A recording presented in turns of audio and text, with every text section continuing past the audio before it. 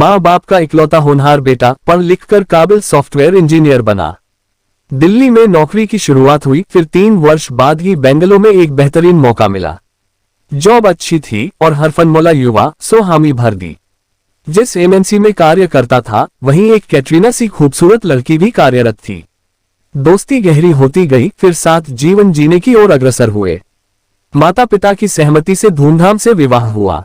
लड़की की माँ बाप की जिद थी, विवाह हमारे निवास स्थान बनारस से ही होगा। ये पहली जिद थी जहां इकलौते बेटे का बाप झुक गया। वजह बेटे की खुशी में ही अपनी खुशी ढूंढना। कैटरीना सी सुंदर और काबिल बहू मिली है। लड़के के माँ बाप फूले नहीं समा रहे थे। शादी के बाद दोनों फिर बेंगलुरु वापस चले गए। 5 वर्ष सब अच्छा गुजरा। पिता सेवानिवृत्त हुए तो बेटे ने जिद कर बेंगलुरु बुला लिया। कैटरीना सी खूबसूरत बहू जो आजाद परिंदे सा अपनी बगिया में विचरण करती थी, अब परेशान होने लगी। रोज की किटकिट बढ़ती गई। स्थिति ऐसी हो गई कि अपने बेटे के घर में ही सब कुछ होते हुए ठीक से 2 वक्त का खाना भी नसीब न होता। सेहत भी खराब होने लगी। शायद बेटे बहू का झगड़े का कारण स्वयं को जानकर माँ बाप ने वापस अपने निवास स्थान वापस लौटना ही बेहतर समझा, इस आस में कि शायद सब कुछ ठीक हो जाए। 1 वर्ष बाद की ये सूचना मिली कि आपके बेटे की तबीयत ठीक नहीं रहती, आप बेंगलुरु आकर उसे संभालें। पिता जब वहां पहुंचे तो सच जानकर दंग रह गए। कैटरीना सी सुंदर बहू हाथ फेर कर सारे गहने रुपए पैसे लेकर अपने बॉयफ्रेंड के साथ फरार हो गई थी। इकलौता बेटा जो अपनी पत्नी से बहुत प्यार करता था, इस सदमे से उबर नहीं पाया, मानसिक रूप से विक्षिप्त हो गया।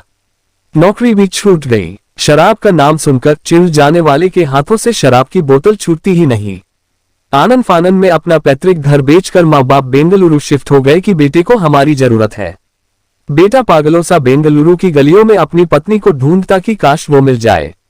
बेंगलुरु गए 6 महीने भी नहीं हुए थे कि बेटे ने दुनिया को अलविदा कह दिया। एक छोटे से शहर में अपनी पूरी जिंदगी बिताने वाले बुजुर्ग दंपति के लिए चकाचौंध भरी भागती दौड़ती अनजान शहर में अब एक ही जीने की आस बची थी, वो 5 वर्षीय छोटी सी मासूम बच्ची।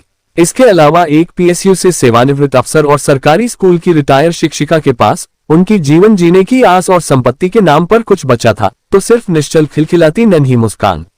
आपके पास सब कुछ होते हुए भी जब जीवन के आखिरी मोड़ पर दादा दादी के जगह न चाहते हुए भी माँ बाप बनकर फिर से जीवन जीना पड़े, ये हताशा की चरम सीमा को छू लेती है। न चाहते हुए भी आपके पास कोई विकल्प नहीं, उठकर फिर से खड़ा होना ही पड़ेगा। काश वे इस हकीकत से दूर ही रहते। हर सिक्के का एक दूसरा पहलू भी होता है, बस हम देख नहीं पाते। बाहर से खूबसूरत दिखने वाली कुछ कैटरीना दीपिका अंदर से बदसूरत भी हो सकती है। पैसों के साथ बच्चों को पारिवारिक संस्कार भी मिलनी चाहिए। भारत की अस्मिता बढ़ते पाश्चात्य सांस्कृतिक शहरीकरण में धूमिल होती जा रही है। इसलिए तो गुरु अरबिंदो, दयानंद सरस्वती जैसे विद्वानों ने वेदों की ओर लौटने की ओर इशारा किया था। दोस्तों, यह कहानी आपको कैसी लगी? मुझे उम्मीद है कि यह कहानी आपको जरूर पसंद आई होगी। यदि आपको पसंद आई है तो आप लाइक, शेयर, कमेंट और अधिक से अधिक सब्सक्राइब अवश्य करें।